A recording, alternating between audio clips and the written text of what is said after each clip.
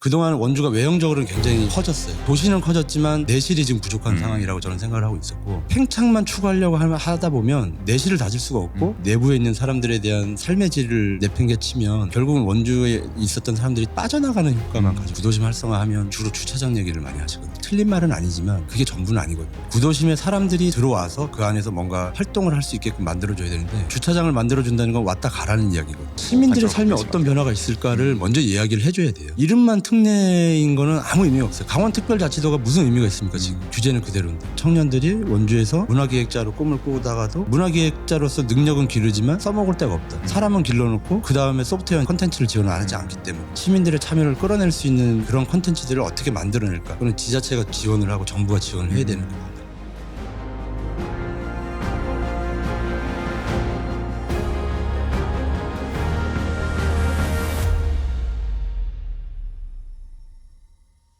국회의원이 되면 원주를 위해 어떻게 일할 건지 원주 아는 척이 후보자에게 직접 물어보는 시간. 오늘은 원주시 갑 지역구에 출마한 더불어민주당 여준성 예비후보 모셨습니다.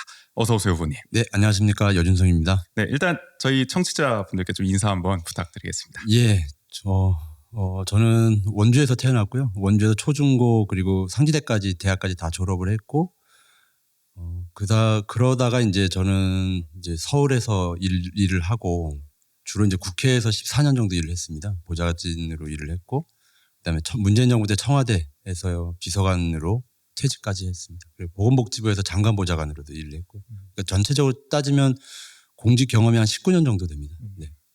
주로 보건복지 분야에서 14년을 일을 했습니다. 그 중에서.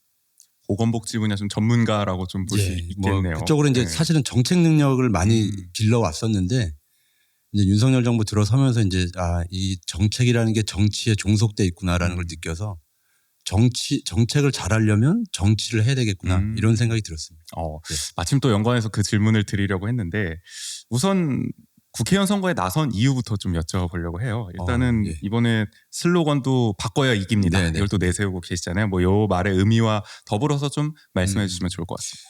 제가 이제 방금 전에 말씀드린 것처럼 정치를 하겠다고 마음먹은 게, 윤석열 정부 들어서서 사실은 대한민국이 굉장히 후퇴했다는 이야기들을 많이 하는데, 저는 이제 정책을 했던 사람으로서 그걸 더 느끼고 있어요. 우리가 10년, 20년을 준비하기 위해서 여러 가지 정책들을 준비를 했었는데, 윤석열 정권 출범하고 한 6개월 만에 이게 사실은 다 뒤집어지는 거였거든요. 그것도 대통령 말 한마디에, 제대로 된 평가나 검토 없이 그냥 즉흥적인 말 한마디에 뭐 문재인 케어도 하지 마라, 건보 재정 축소시켜라, 뭐 이런 걸 다 하면서 사실은 이대로 가면은 정말 굉장히 어려운 나라가 되겠구나 이런 생각을 들었고, 결국 이제 제가 19년 정도를 정책 일을 주로 계속 했었는데, 정책이라는 게 대통령 한 명 때문에 이렇게 다 바뀌는구나라는 생각하고, 정책을 잘하려면 정권을 바꿔야 되겠다. 그래서 정권을 바꾸려면 당을 튼튼하게 만들어야 되고, 당을 튼튼하게 만들려면 내가 직접 정치를 하는 수밖에 없겠구나. 그래서 이제 국회의원을 출마하게 됐습니다. 지금까지 정책 분야에서 19년 가까이 일하신 게 어쨌든 계속 관철이 되고 실현이 되려면은 정치를 하는 수밖에 없겠다. 예, 제가 이제 그 문재인 정부 때 처음에 행정관으로 네. 들어갔었거든요. 5월 달에 당선되시고 제가 일주일 만에 이제 같이 들어갔는데, 그때 들어가서 2년 반 동안 행정관으로 일을 했거든요. 2년 반 동안 이제 복지 분야, 보건복지 분야에서 일을 했는데, 저는 그때 굉장히 큰 경험을 했어요. 이게 정권이 하나가 바뀌면 정말 세상을 다 바꿀 수 있겠구나. 이제 뭐 다른 분야는 제가 잘 모르니까 평가하기는 좀 어렵고, 우리 보건복지 분야에서는 사회보장 제도들이 굉장히 많이 발전을 했고, 기초보장 제도도 부양의무자 폐지하는 걸 저희가 계획을 세워서 했고, 문재인 케어를 통해서 보장성을 강화시켜서 아무리 아픈 사람이 있어도 돈 걱정하지 않고 병원에 갈 수 있도록, 물론 충분하진 않지만, 그리고 이제 제가 직접 했던 것들 중에는 이제 발달장애인 관련된 정책들이 있었어요. 생애 주기별로 어떤 이 정책들이 필요한지, 어떤 지원이 필요한지를 쭉 정리해서 발표했던 적도 있고, 그러니까 지금 생각해 보면 뭐 기초연금도 30만 원씩 인상하고, 장애인연금도 인상하고, 아동수당도 새로 만들고, 그러니까 우리나라가 복지국가로 가기 위한 가장 기본적인 것들을 사실은 다 틀은 만들어 놨거든요. 그러면 그 다음 정부가 들어서서 그걸 조금씩 발전만 시키면 되는 형태로 저희가 설계를 했었는데, 이게 정권이 바뀌니까 그게 아니더라고요. 연속성이 뭐 완전히 끊겨버린. 예. 그런 뒤집히는 모습에 좀 참을 수가 없다. 좀 이런 마음이 드셔서 그래서 정치를 해야 되겠다고 마음을 먹었습니다. 그래서 뭐 슬로건 말씀드렸지만 바꿔야 이깁니다를 내걸고 계세요. 이거 어떤 의미예요? 이거는 제가 이제 원주에서 정치를 하겠다고 마음 먹고 원주의 정치 이 상황을 좀 분석을 좀 해보니까 사실은 원주가 사람들은 민주화 도시고 야성이 강하다고 이야기를 했는데 그동안 원주에서 국회의원 하신 분들 보면 대부분이 보수 쪽이 더 많아요. 그렇죠. 역사적으로. 예, 예. 오히려 거꾸로 돼 있거든요. 사람들 잘못 알고 계시는 게 좀 많아서 특히나 이제 갑을로 분리되고 나서는 갑 지역에서는 이광재 의원이 딱 한 번 됐고 그 전부터 지금까지 한 번도 저희가 국민의힘 계열 분들이 예. 당선이 됐었죠.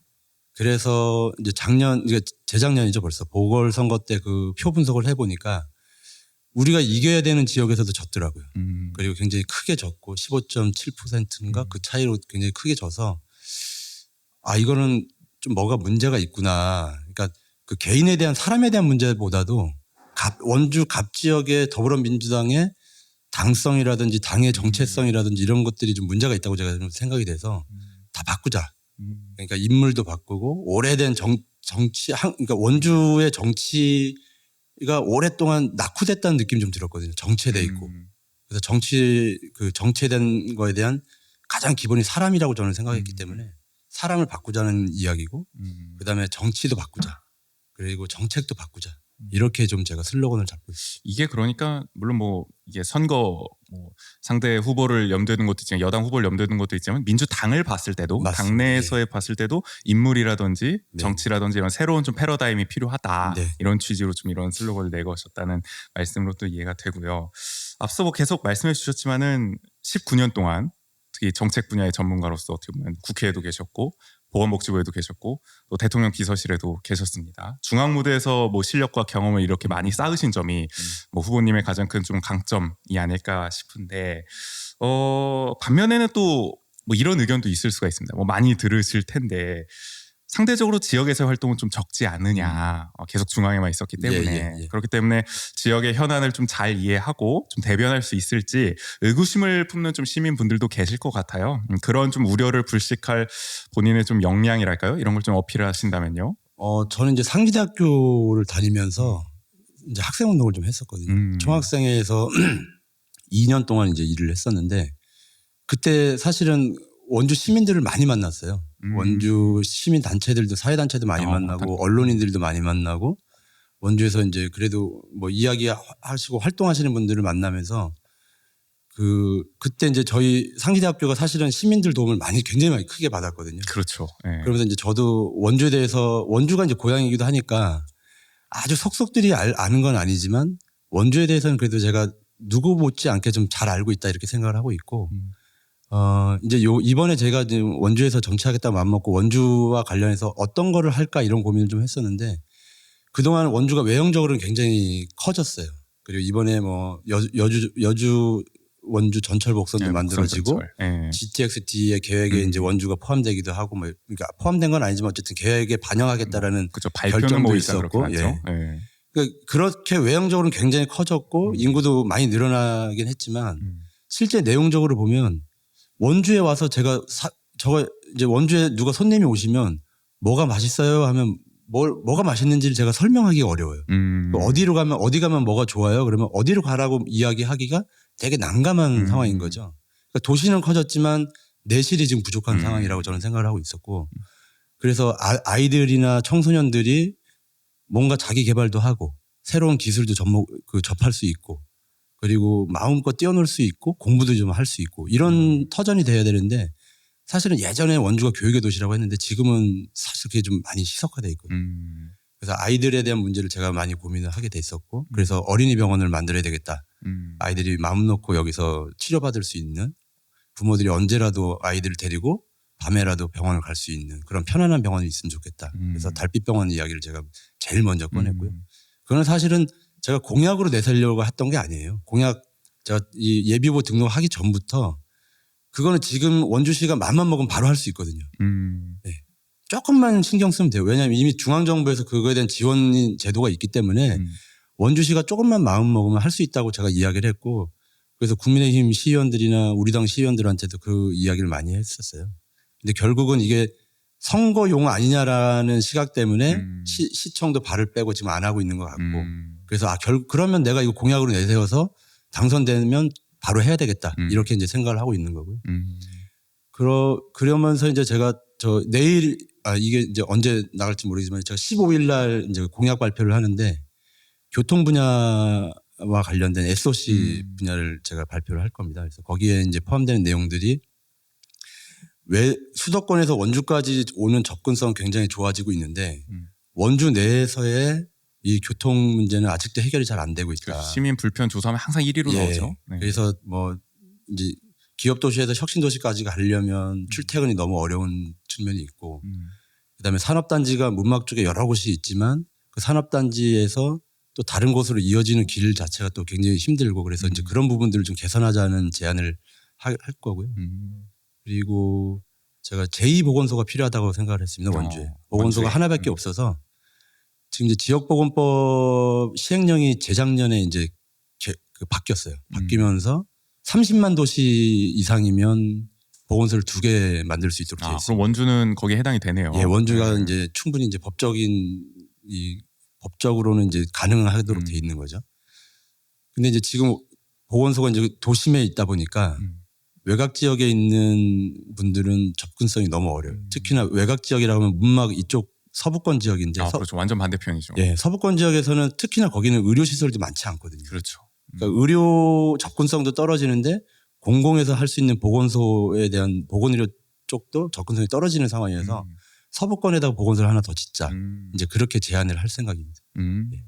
사실 저희가 이제 원주시 갑 지역구의 가장 큰 문제는 무엇이라고 생각하는지를 또 마침 여쭤보려고 했는데 지금 말씀을 거의 다 해주신 것 같아요. 네, 이런 문제의식을 좀 갖고 계신 것 같고 또 하나 그 원주갑 관련해서 여쭤보려는 거는 이 지역구는 사실은 뭐 희비가 그동안 좀 엇갈린다는 평가도 있는 게 사실인 것 같아요. 기업 도시가 있는 뭐 지정면이라든지 시청이 있는 지금 뭐 무실동은 사실 그동안 뭐 상당히 폭발적인 또 성장세를 기록했지만 뭐 잘 아시겠지만 일산동, 뭐 중앙동, 원인동, 학성동 또 우산동까지 이런 데는 뭐 구도심, 원도심 지역은 갈수록 쇠락 중이잖아요. 어떻게 보면 원주시가 지역구의 가장 큰 문제 중 하나가 이런 도시 내에서의 불균형한 성장일 것 같은데 이런 거를 좀 해결하기 위한 방안 뭐 앞서 말씀해 주셨긴 했지만 어떻게 좀 그러니까 이제 가지고 저도 계신가요? 구도심 활성화에 대한 부분들 굉장히 고민을 많이 했는데 이제 이 행정하시는 분들은 구도심 활성화하면 주로 주차장 얘기를 많이 하시거든요. 그렇죠. 네. 주차장이 많아야 사람들이 많이 올 수 있다. 뭐 이게 틀린 말은 아니지만 그게 전부는 아니거든요. 그러니까 구도심 활성화에 대한 제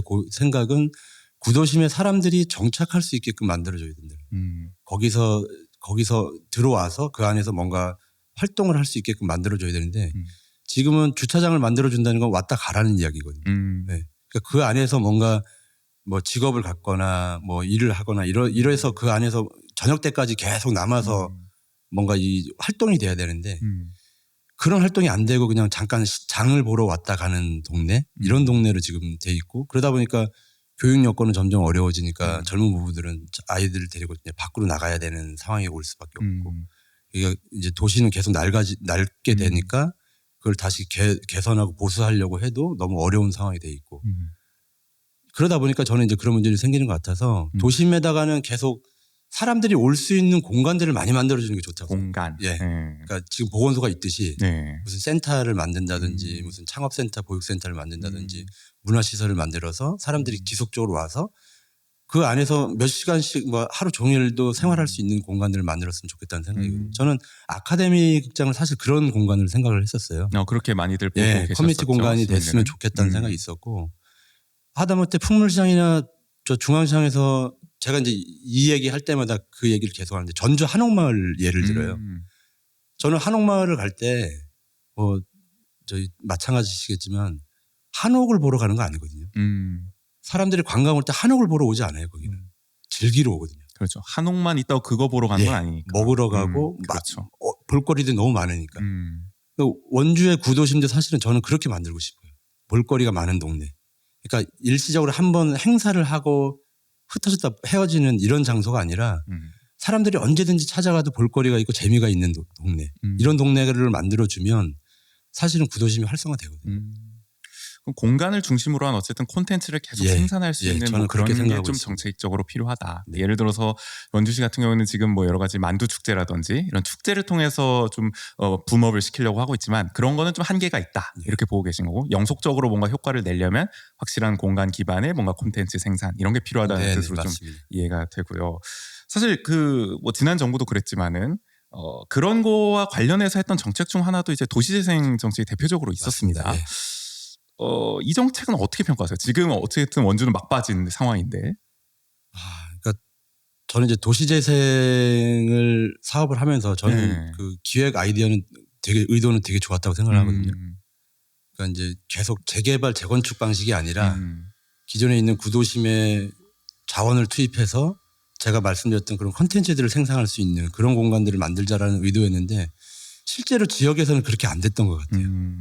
그러니까 그게 또 지속 가능성이 떨어지다 보니까 일시적으로 하다 보니까 그게 이제 자체 생산으로 해서 이제 이게 좀 이 돌아가야 되는 시스템을 만들어줘야 되는데 그렇게까지 가기에는 좀 부족했던 거죠. 시간이나 이런 것들이 자원도 부족했고 그러다 보니까 아까 말씀하셨던 것처럼 일회성 뭐 축제라든지 아니면 전시회라든지 뭐 이런 걸 위주로 이제 많이 진행되지 않았나 이런 생각이 들고 저는 다만 이제 그 우리가 한번 겪어서 이제 5년 동안 평가를 또 해봤잖아요. 했기 때문에 저는 그 다음에 또 우리가 또 정권을 잡아서 도시재생 사업을 또 추진한다고 하면 더 좋은 한 단계 발전할 수 있는 그런 모델을 만들 수 있지 않을까 그렇게 생각하고 있습니다. 그런 모델에 혹시 뭐 아이디어가 조금 있으니까 예를 들어서 뭐 저희 같은 경우는 그런 얘기를 하는데 태장동도 그렇고 구도심 원도심 지역에는 또 빈집이 많으니까 뭐 서구의 사례 유럽의 사례를 보면은 그런 빈집들을 뭐 청년 예술가나 이런 사람들한테 그렇죠. 그냥 싸게 줘가지고 네네. 직접 뭔가 꾸며볼 수 있게 해서 예, 예. 사람들을 불러 모으는 뭐 로컬 골목 거리로 만들어 본다든지 이런 아이디어들도 있잖아요. 뭐 그런 생각은 어떤 걸 갖고 그러니까 계실까요? 저는 그런 아이디어가 그냥 단순하게 아이디어 차원이 아니라 아까 말씀드린 것처럼 이게 재생산 구조를 만들어줘야 돼요. 지속 가능하게. 네. 그러니까 그냥 한 번 투입했다고 끝나는 문제가 아니라 네. 그럼 청년들이 그 안에 들어와서 어떻게 재생산 구조를 가질 거냐 그런 부분까지도 같이 고민을 해줘야 되는 거거든요. 그러려면 컨텐츠에 대한 소프트웨어에 대한 지원도 이게 도시재생이 그냥 하드웨어 지원만이 아니라 소프트웨어적인 지원도 같이 들어가야 된다고 생각을 하고 있습니다. 예를 들어서 뭐 중앙시장 2층에 있는 미로시장 같은 경우에도 네네. 어쨌든 뭐 출발은 굉장히 잘 됐고 했지만은 하드웨어 이상의 뭔가 소프트웨어적인 지원이 또 충분해야 계속 또 이어질 수 있는 예, 거니까. 제가 미로시장 가봤는데 네. 그냥 한 번 그런 게 있어서 구경 가는 거 정도는 괜찮더라고요. 근데 머물러 있을 공간이 없어요. 그러니까 서울의 통인시장 같은 경우는 그 잘 아시잖아요. 옆전으로 우리가 음식 사가지고 그렇죠. 2층에 올라가면 먹을 공간이 있어요. 아 맞아요. 네. 그럼 거기서 사서 따끈따끈하게 맛있는 걸 거기서 먹거든요. 근데 제가 이제 저 중앙시장이나 남부시장 가면 전병을 되게 좋아하는데 전병을 그 자리에서 먹으면 맛있는데 사가지고 하면 맛이 없거든요. 그럼 그 자리에서 그걸 사서 미로시장 2층이든 어디에 중앙시장 2층이든 가서 먹을 수 있는 공간을 만들어주면 사람들이 모이게 되는 거예요. 그러니까 체류 시간을 늘릴 수 있는 예, 그런 그게 제일 저는 핵심이라고 생각하고 있어요. 공간 조성이 필요한데 지금 그게 잘 안 되는 측면이 네네. 있으니까 그런 부분에 대한 보완이 필요하다는 말씀 같고요. 요것도 이제 원도심 관련해서 하나 여쭤볼 거는 일각에서는 좀 다른 의미의 인프라이겠습니다만은 2차 공공기관 이전 이거를 원도심 쪽으로 해가지고 원도심 살리기 한 일환으로 삼자 이런 의견도 있습니다. 근데 현실적으로는 지금 혁신도시가 있는 반곡 관설동 쪽에 유치한 게 맞지 않냐 이런 의견도 있어요. 근데 원주시 갑에 출마하셨으니까 어떤 입장이신지 하나 여쭤보겠습니다. 저는 뭐 갑이나 을이나 어디든 와도 원주에 오면 괜찮다고 생각을 하는데 다만 공공기관들이 구도심에 들어올 만한 공간이 지금 없습니다. 현실적으로. 예. 그러니까 그 공간을 그러면 원주시에서 만들어줄 수 있느냐. 왜냐하면 주차장 문제도 그렇고 그 건물과 뭐 여러 가지 부대 시설들이 필요할 거거든요. 그걸 만들 만한 공간이 있느냐에 대한 문제들이 제기될 수 있고 저는 그런데 구도심보다는 구도심과 가까운 곳 예를 들면 정짓들 예, 이런 곳을 통해서 구도심으로 사람들이 찾아오게 만들어주는 그 역할을 좀 해주면 좋겠다는 생각을 하고 있어요. 구도심에 뭐 완전히 이제 중심에 놓지 않더라도 네. 그 배후 공간 쪽에 놔서 맞습니다. 자연스럽게 함께 발전을 도모할 수 그리고 있는. 아까 말씀드린 것처럼 구도심은 정말 볼거리를 많이 만드는 방식으로 뭐 점포들도 좀 재교육하고 재탄생하게끔 만들어주는 방식으로 지원책도 좀 만들고 해서 뭔가 특색 있는 거리들을 몇 개를 좀 만들면 좋을 것 같아요. 좋습니다. 뭐 자연스럽게 원주의 이제 도시 발전과 관련한 방향성도 좀 여쭤보려고 해요. 평소에 어떤 좀 관점을 갖고 계신지가 궁금해서요. 뭐 지금 시정도 그렇지만은 원주시가 어쨌든 앞으로 계속 인구 뭐 지금 36만이다면 뭐 50만, 100만 이렇게 좀 양적 성장을 계속 해 나가야 된다. 그런 동력을 계속 확보를 해야 된다. 이렇게 보시는 분이 있는가 하면은 또 어떤 시민분들은 사실 지금은 뭐 저출생 또 고령화 시대이기도 하고 뭐 인구 소멸 뭐 이런 거에서 원주도 자유롭지가 않은 상황인데 계속 뭔가 양적 성장보다는 질적 성장, 좀 내실을 강화하는 그런 방향, 수축 도시를 좀 대비하는 그런 게 필요하지 않냐라고 보는 시민들도 계신데 일단 후보님은 어느 쪽 의견에 좀 더 동의하세요? 저는 수축 쪽에 좀 동의를 하는 편입니다. 팽창보다는. 왜냐하면 뭐 팽창을 추구하는 것도 저는 틀리다고 생각하지 않는데 제가 이제 원주에서 의료기기 하시는 분들을 쭉 이제 많이 만나봤거든요. 네. 그분들 하는 얘기가 우리한테는 지원책이 없다. 네, 우리는 자생적으로 우리가 찾아왔는데도 그냥 새로 오는 기업을 유치하는 데만 매달리고 있지 기존에 있는 기업들에 대한 혜택은 아무것도 없다. 그럼 우리는 나가라는 이야기냐 이렇게 이제 이야기하시는 분들이 많아요. 그러니까 팽창만 추구하려고 하다 보면 내실을 다질 수가 없고 안에 있는 사람들은 원주에서 살기가 어렵다는 이야기를 계속 하게 되는 거거든요. 저는 그런 측면에서 보면 오늘 이제 뉴스에 나온 게 뭐냐면 서울을 포함한 수도권 서울, 경기, 인천이 우리나라 인구의 50%가 넘었답니다. 그리고 취업 인구의 51%가 넘었고. 그러니까 결국은 지방에서 살기가 어려워서 서울로 갈 수밖에 없는 구조거든요. 근데 원주에서 계속 그러니까 기업들을 끌어들이는 전략으로만 하고 내부에 있는 사람들에 대한 삶의 질을 내팽개치면 결국은 원주에 있었던 사람들이 빠져나가는 효과만 가져올 거예요. 오히려 유입보다는 유출이 더 가속화될 수도 있다. 이제 제가 GTX-D 계획이 발표됐을 때 제가 성명을 냈는데 뭐라고 냈냐면 GTX-D로 환영한다. 그런데 이게 잘못하면 빨대 효과를 가져올 수 있다. 오히려 인구가 유출되는 효과를 가져올 수 있다. 젊은 사람들은 서울에서 출퇴근하기가 너무 편한 거거든요. 그렇죠. 그렇게 되면 우리 원주는 도대체 어떤 걸 얻을 수 있겠느냐. 그래서 GTX-D 그냥 단순하게 환영만 하지 말고 GTX-D 시대, 수도권 시대를 준비할 수 있게 우리가 교육이나 의료 인프라를 충분하게 만들어서 수도권 사람들이 원주 가서도 잘 살 수 있겠구나. 내가 살 수 있겠구나. 문화 인프라도 거기 반드시 들어가야 되는 부분이 있는 거죠.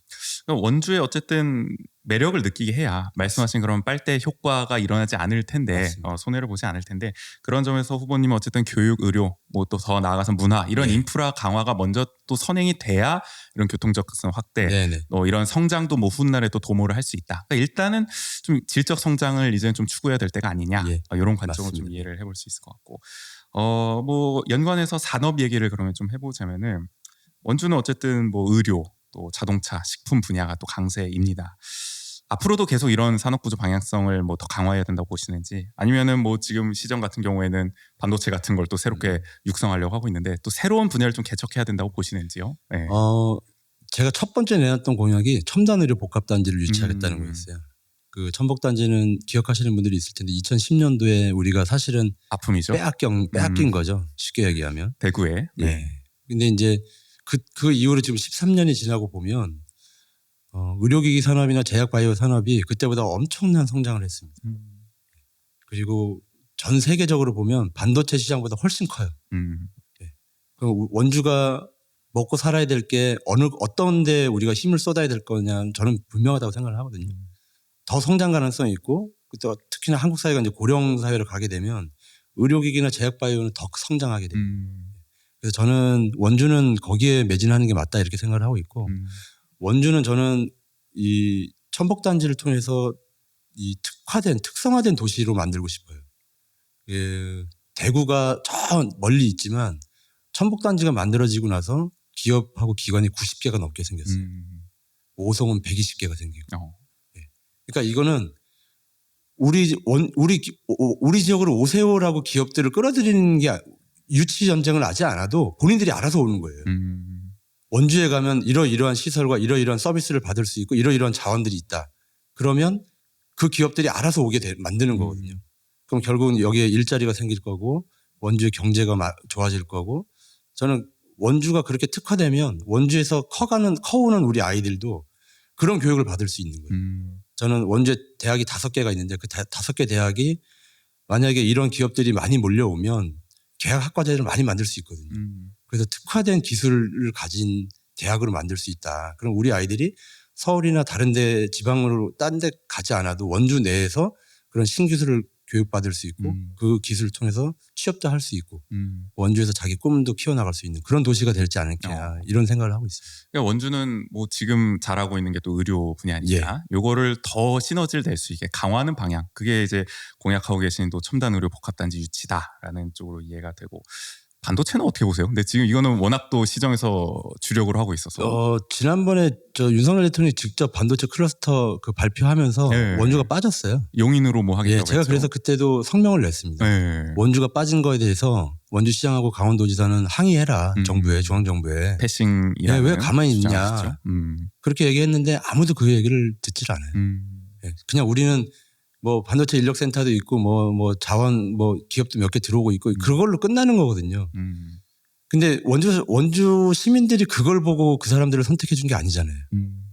삼성전자라는 큰 기업을 앵커 기업을 우리가 갖고 오겠다 이렇게 얘기했는데 그건 결국 지금 아무도 얘기 안 하고 있거든요. 힘들다고 보시는 거죠? 네, 당연히 힘들고 그거를 하려면 뭐 이미 불온산단의 원광시장님이 60% 이상 기업을 유치했다고 하잖아요. 그럼 거기는 이미 안 되는 거예요. 땅이 뭐 안 되죠. 예, 불온산단은 이제 안 되는 거예요. 그럼 다른 지역을 찾아야 되는데 다른 지역이 불온산단만큼의 물을 끌어올 수 있느냐?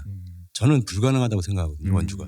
뭐 지금 반도체 산업 관련해서 늘 나오는 뭐 얘기 뭐 용수 확보라든지 용지 확보 이런 것 때문에 현실적으로 어려울 거다. 반도체 산업은 그런 점에서 그러니까 저는 빨리 포기했으면 좋겠어요. 자원과 인력을 계속 투입하고 있는 게 조금 낭비예요. 낭비다. 이렇게 보고 계신 거군요. 그러니까 우리는 미래를 준비를 해야 되는데 미래를 준비하지 않고 지금 다른 거에 신경 쓰고 있는 거거든요. 지금. 아까 첨단 의료 복합단지 또 말씀이 나와가지고 여쭤보고 싶은 게 필요성은 뭐 많이들 절감을 하실 것 같아요. 또 원주 뭐 아까 아픔도 얘기하셨지만 2009년에도 참 열심히 도전을 했었던 기억도 있고 그런데 현실성에는 사실 의문을 제기하는 분들도 계실 것 같아요. 그러니까 가능성이 이게 얼마나 될까에 대해서 특히나 뭐 최근 기사를 보면 뭐 선거 시즌이라 그런지 모르겠지만 호남 쪽에서도 이 첨단 의료 복합단지 유치해야 된다 뭐 이런 얘기가 또 나오고 다른 지역은 이미 영구까지 다 한 지역들이 있어요. 그런 점에서 봤을 때 뭐 이제 원주로 이게 다시 유치가 얼마나 승산이 있겠냐 이런 점에서 뭐 또 국회에 가시면 관련해서 만약에 이제 정치력을 또 발휘할 때도 오실 텐데 뭐 로드맵이나 이런 게 어떻게 갖고 계세요? 제가 보건복지 쪽에서 14년 정도 일을 했거든요. 그래서 지금 보건복지와 관련된 분야에 정책하시는 분들, 공무원분들 제가 또 잘 알고 있고 특히나 이제 다른 지역 광주나 뭐 이런 다른 지역들은 이미 특화된 산업들이 있어요. 그러니까 우리나라가 앞으로 이 저출산 시대에 살아남으려면 지역 특성화를 다 시켜야 돼요. 클러스터처럼. 저는 원주를 중심으로 하는 데는 의료기기 제약바이오 클러스터로 만들어야 된다 이런 생각을 갖고 있고 사람들이 잘 모르시는데 김진태 지사님이 천복단지 하겠다고 했어요. 원주에. 공약으로. 공약이 아니라 얼마 전에. 얼마 전에 발표하셨어요. 그거를 강원도 계획에 집어넣겠다고 했어요. 제가 공약 발표한 후인지 아마 그 애매하긴 한데 제가 예비후보 하여튼 어쨌든 예비후보 등록한 후에 강원도 정부도 공식적으로 추진하겠다는 걸 밝힌 원주를 거네요. 천복단지 하겠다. 그 계획을 세우셨어요. 근데 원주 시장님이 가만히 계시는 게 제가 이해가 잘 안 가는 거고 특히 저는 이거를 제 국회의원 개인의 공약이 아니라 저는 우리 당의 대선 공약으로 만들 생각입니다. 이렇게 큰 사업은 국회의원 개인으로 할 수 있는 일이 아니라 대선 공약으로 하면 반도체와 천복단지로 두 개를 경쟁을 하는 거죠. 강원도에서. 꽤 진지하게 끌고 가시겠다라는 그럼요. 이야기로 저는 들리네요. 아까 말씀드린 그 로드맵을 가지고 있어요. 대학은 어떻게 해야 되고 우리 아이들이 거기서 교육받고 원주에서 취업할 수 있는 그런 공간으로 만들고 원주를 특화시키겠다 이런 생각이 있어요. 뭐 전문성 있으시니까 그 당위를 충분히 설득할 자신감이 있다는 말씀으로 들리기도 하고 또 어쨌든 강원도 정부에서도 공식 또 발표가 있었으니까 함께 또 힘을 합쳐서 해 나갈 수 있다. 뭐 이런 말씀이신 정권만 거죠? 바꾸면 저는 바로 할 수 있다고 생각합니다. 그럼 지금 정부는 좀 어렵다고 보시나요? 지금 정부는 관심이 없어요. 아예 이 천복단지에 대한 지정에 대해서. 아예 이쪽은 생각을 안 하고 있고 그냥 바이오 산업을 키워야 된다 이런 이야기를 많이 하는데 그냥 그렇게 키워야 된다는 이야기는 지방 도시 지역 균형 발전하고는 전혀 상관이 없습니다. 그리고 실제 어떤 지원을 하고 어떻게 할 건지에 대한 구체적인 내용이 없어요. 현실적으로 지금 정권에서는 좀 어렵고 어렵습니다. 이제 뭐 어쨌든 국회에 들어가시면 또 대선이 겹쳐 있으니까 그 이후를 또 도모할 수가 있다. 근데 네. 그 동안 준비를 좀 하겠다. 네. 뭐 이런 뜻으로 이해가 됩니다. 천복단지 한 곳에 중앙정부가 투입하는 예산이 대구도 그렇고 오송도 그렇고 5천억이 넘어요. 5천억. 네, 지금까지. 뭐 일자리 창출 효과도 상당할 것 같은데요. 예. 그러니까 기업하고 기관만 120개면 거기에 딸려오는 식구들 따지면 일자리가 어마어마하게 늘어나는 거죠. 뭐 산업 얘기의 또 다른 측면으로 또 하나 말씀드리면은 궁금한 점이 어쨌든 원주가 또 그동안 잘해왔던 분야, 역사적으로 봤을 때 또 사회적 경제 분야가 있을 텐데 또 이번 정부 들어서 상당히 또 예산이 많이 칼질이 된 분야 아니겠습니까? 그 원주도 사실 타격이 큰 상황인데 이 사회적 경제 같은 분야의 어려움이 많은 상황에서 이런 분야는 좀 정책적으로 어떻게 좀 지원할 생각 갖고 계신지 궁금합니다. 사실 사회적 경제 우리나라가 지금 사회적 경제가 굉장히 많아졌거든요. 그 하시는 분들이 굉장히 많아졌고 그리고 이게 좀 뭐라고 해야 되나 이게 어떤 이게 지역별로도 클러스터 같은 것들이 많이 만들어져 있어서 저는 그게 이제 되게 그 뭐라고 해야 되나 원주 같은 이제 이 산업이 막 발전하지 않은 동네에서는 자체적으로 그것들이 좀 잘 될 수 있게 만들어야 된다는 생각을 하고 있는데 사실 이거는 자원이 투입되지 않으면 사회적 경제가 살아남기는 어려운 구조예요. 그러니까 지원이 절실하다는 거죠. 중앙 정부도 그렇고 지자체도 그렇고 이렇게 뭐 제도적인 측면에서도 조금만 뭐 하려고 하면 사회적 경제가 왜 그런 걸 해야 돼? 이렇게 이제 거꾸로 들어오는 경우가 있어서 어느 규모 이상은 키우지 못하는 또 이런 문제들이 생길 수 있거든요. 그러니까 저는 그런 부분에 대해서는 과감하게 좀 열어주는 게 그러니까 일반 산업에만 규제 완화나 이런 게 아니라 사회적 경제에도 사실 그런 규제 완화들을 많이 해야 되는 측면이 있어요. 네. 예. 국회에 가셔서 이 관련해서는 어쨌든 목소리를 좀 많이 내시겠다. 뭐 제가 원주 출생인데 그 사실은 사회적 경제 부분은 버릴 수가 없는 내용이죠. 알겠습니다. 그리고 저기 의료 사협에서 그 방문 진료 하거든요. 네. 원주가 그걸 제가 시범 사업을 만든 거예요. 아 제안하셔서 네, 저희 정부 때 예. 제가 청와대 문재인 정부 있을 계실 때 네. 그 정책적으로 이루어진 점이다. 어쨌든 뭐 사회적 경제에도 많은 관심을 어쨌든 가지고 계신 걸로 이해가 되고요. 관련해서 국회에서도 목소리를 내시겠다라는 네. 다짐으로 좀 이해를 하겠습니다. 교통 인프라 아까 잠깐 또 말씀을 해주셨는데 뭐 수도권 이제 전철이 연장되느냐 마느냐도 관심사예요. 시민들 네, 입장에서는 어쨌든 복선 전철이 뚫렸으니까 뭐 당장 지하철이 들어오는 건 아닌데 그 수도권 전철이 연장을 바라는 분들 많이 계신데 이런 것도 이제 하나 이슈가 될 거고 GTX-D가 진짜 들어올 거냐 뭐 발표는 그렇게 났는데 네. 추진하겠다고 이것도 궁금하신 분들 계실 거고 또 어떤 뭐 후보분들은 또 원주공항 국제공항 승격까지 얘기하는 분도 계세요. 이런 교통 인프라 확충에 대해서는 어떤 입장이신가요? 저는 여주 원주 복선 전철이 27년이면 이제 완공이 될 네. 텐데 저는 거기에 더해서 서원 지역이 아니라 원 지역까지 끌고 오려고 해요. 그 연결을 시켜서 예. 시내 접근성을 높여야 수도권에서 서원 지역 와서 간연 들렸다가 다시 돌아가는 게 아니라 원주의 체류 시간을 많이 늘려야 되거든요. 그렇죠. 그래서 저는 원주역까지 이걸 끌어오면 시내 사람들의 서원주까지의 접근성도 좋아질 거고 거꾸로 외지 사람들의 시내 접근성도 좋아질 거고 그러면 원주의 경제 한 푼이라도 더 쓸 수 있는 구조가 생겨서 그러니까 원주가 관광 산업에서 체류 관광을 아주 약해요. 그렇죠. 당일치기로 왔다 가는 구조가 돼 있어서 저는 그걸 늘려야 된다고 생각하기 때문에 원주까지 끌어오자. 지금 사실 뭐 많은 시민들 절감하시겠지만 서원 지역에 지금 접근성이 그렇게 좋은 편은 아니잖아요. 네, 맞습니다. 그렇기 때문에 원주역도 사실 지금 뭐 이전 이후에 예. 좀 불편하다는 얘기도 있습니다만은 하여간 어쨌든 서원 지역과 원주역을 연결해서 조금이라도 더 도심과 또 가깝게 관광객들이 맞습니다. 올 수 있는 그런 걸 또 구상하고 그게 저는 계신 필요하다고 거고요. 생각하고 GTX-D 문제는 사실은 네. 이 윤석열 정부 내에서 예비 타당성을 마치겠다고까지는 발표를 네, 했는데 그렇게 발표가 나왔어요. 그게 가능할지는 잘 모르겠어요. 약간 의문부호가 있으시군요. 예. 그리고 이게 저는 여주 전철 복선 전철하고도 맞물리는 문제인데 네.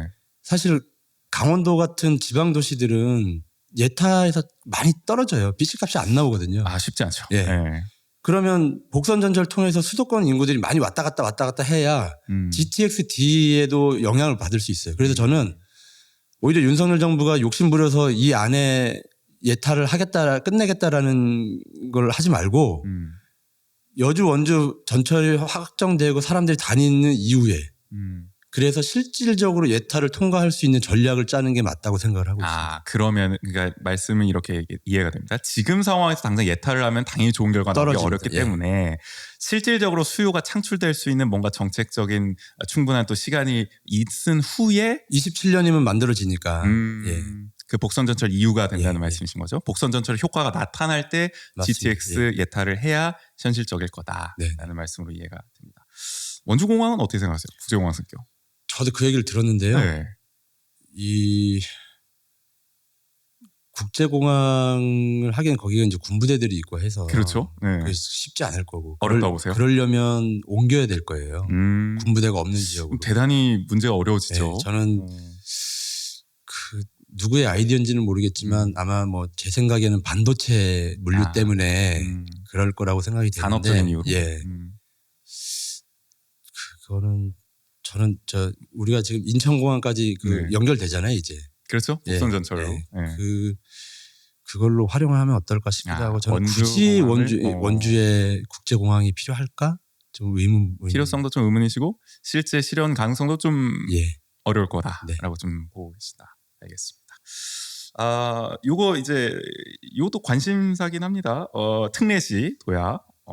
원주는 지금 면적 기준이 충족이 안 되고 있죠. 1000제곱킬로미터를 넘어야 되는데 그게 지금 충족이 안 돼서 도약을 못하는 상황인데 뭐 두 가지 방안이 제시가 됩니다. 하나는 법으로 아예 면적 기준을 완화하자, 뭐 500제곱킬로미터 정도로, 아니면은 이제 횡성에 뭐 치악산 일부 부분을 원주랑 부분 통합을 해가지고 면적 기준을 충족하자 이런 얘기도 나옵니다. 이런 거에 대해서는 어떻게 생각하세요? 특례시 도약. 그러니까 특례시가 되면 뭐가 좋아질까요? 일단 거기에 의문이 있으시군요. 네, 저는 의문이 있고 지금 특례시 된 데를 많이 찾아가서 좀 뭐 어떤 점이 더 좋아졌어요?라는 걸 물어봤으면 좋겠고 그 특례시들은 사실 인구가 많은 도시들이에요. 면적이 큰 도시가 아니라 인구가 많아서 재정 자립도도 높은 도시들입니다. 그런 데는 특례시가 되면 할 수 있는 것들이 많기 때문에 충분히 뭐 여러 가지를 해볼 수 있는 여지가 있겠지만 원주 같은 이 도시는 사실 인구보다 지금 면적으로 특례시를 만들겠다고 하면 저는 아무 효과가 없다고 생각해요. 특례시가 되는 의미가 없다고 그런 생각이 있고 저는 오히려 이 특례시보다는 이 원주 같은 중소도시들 30만 정도 되는 네. 중소도시들은 연합을 해서 지역균형 발전해달라. 그래서 재정 문제도 우리한테 더 자율권을 더 달라. 그리고 그 중앙에 있는 기업들도 지방으로 내려달라. 이게 사실은 참여정부 때 만든 그 이제 공공기관 이전 문제가 단순하게 공공기관만 이전하는 게 아니에요. 민간기업까지 포괄하는. 민간기업 그 관련된 산업들, 공공기관과 관련된 산업들이 같이 내려가는 게 원래 목표였거든요. 근데 그거를 그 다음 정부들이 하나도 하지 않으니까 아까 말씀드린 것처럼 수도권으로 서울로 집중이 되고 있는 현상이거든요.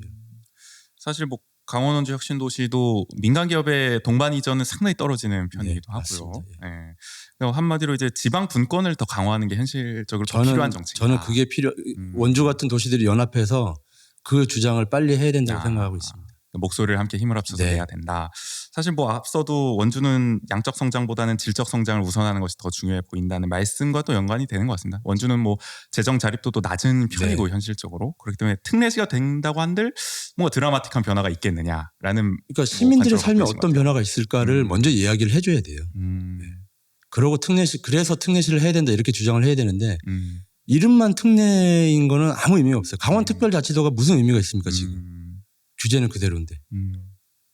시민들의 삶에 실질적으로 체감이 될 수 있는 그런 변화가 있어야 되는데 특례시가 거기에 정말 적확한 지금 변화는 아닌 것 같다라고 이해가. 그러니까 외형적인 거에 얽매이지 않았으면 좋겠어요. 네. 뭐 질적 성장이 중요하다고 계속 언급을 해주시고 계시니까 그 점에서 맥락이 이어지는 것 같습니다.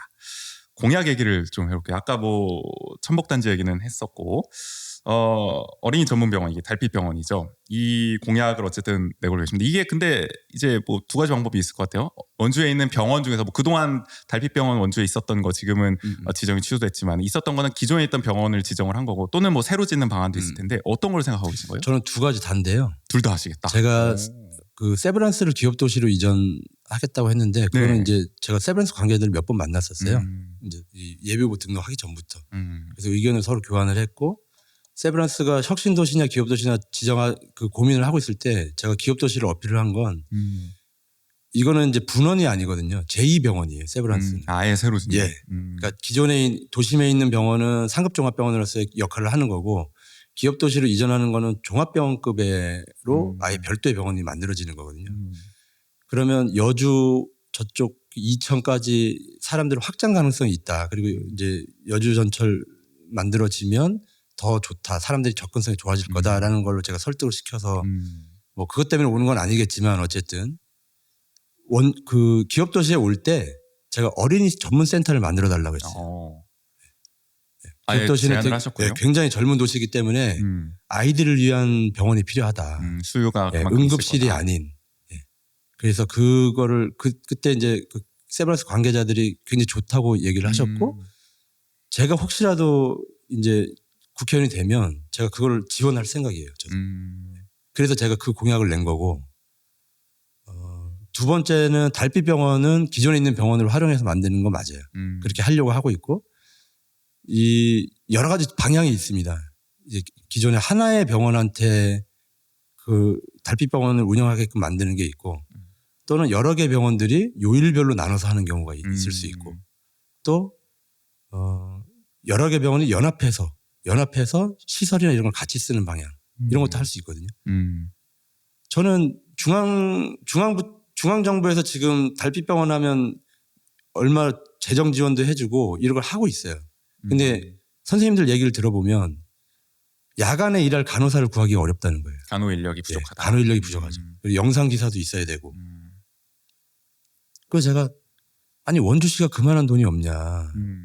간호 인력 1명 2명 구하는데 그리고 저 영상기사까지 하고 하면 1억 정도면 충분할 텐데 그걸 왜 저는 중앙정부 지원 플러스 원주시가 1억씩만 지원하면 1년에 5개 5억 5억만 투입을 하면 모든 아이들이 행복한데 왜 그걸 안 하냐 저는 그런 의문을 갖고 있는 거예요. 정책 의지가 좀 부족하다고 보시는 거군요.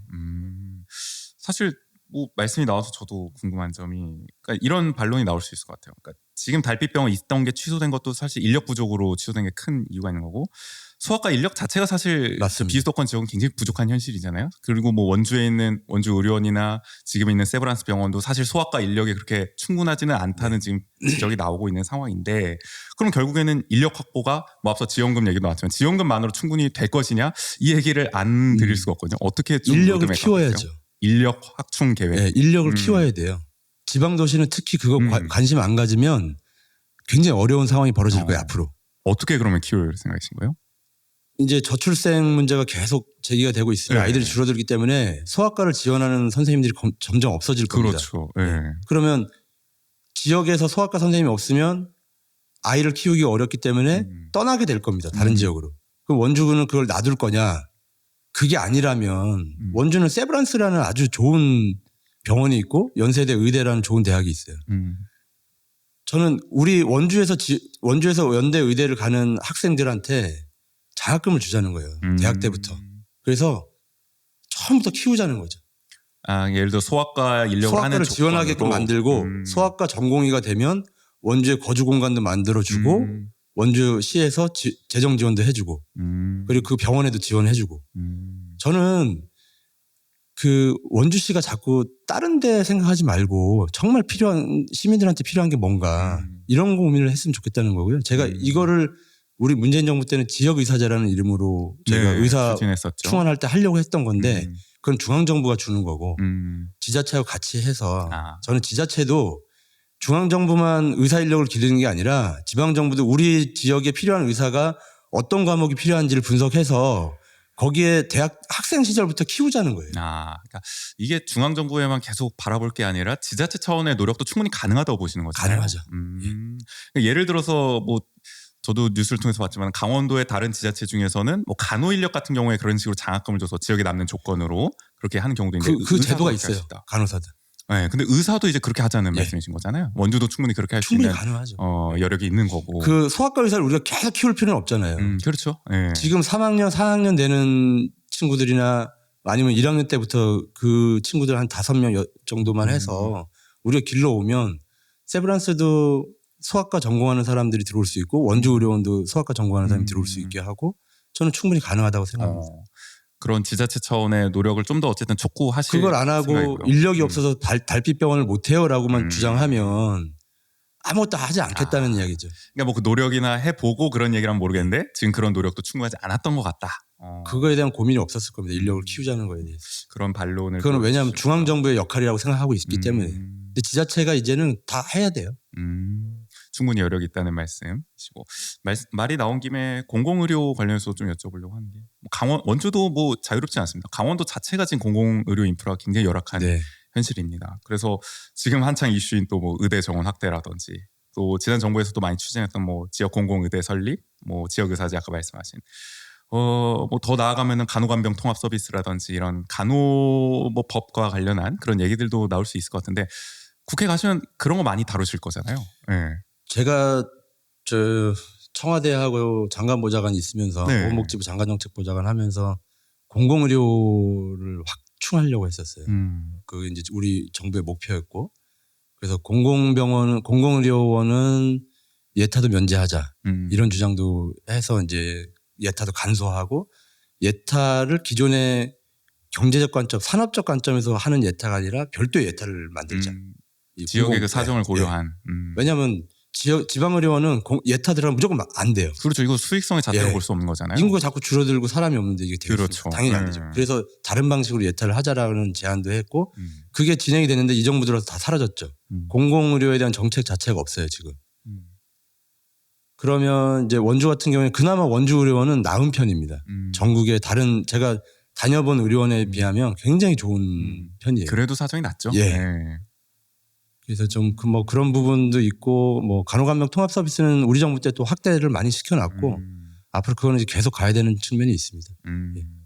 이런 거는 뭐 어쨌든 국회에서 계속 관심을 갖고 계속 해야죠. 하실 네. 예정이고 공약 중에서 뭐 간호법 제정도 사실 내걸고 계시고 지금 뭐 간병비 건강보험 적용 이런 네. 것도 내거신 걸 봤을 때 어쨌든 이런 보건의료 분야는 굉장히 또 관심이 많으신 것 같아요. 그러니까 사람들이 고령화 사회라고는 고령화 시대로 접어들고 있고 초고령화 시대가 눈앞에 있다고 이야기를 하는데 그에 대한 대책은 잘 안 만들려고 하는 게 문제인 거예요. 그렇죠.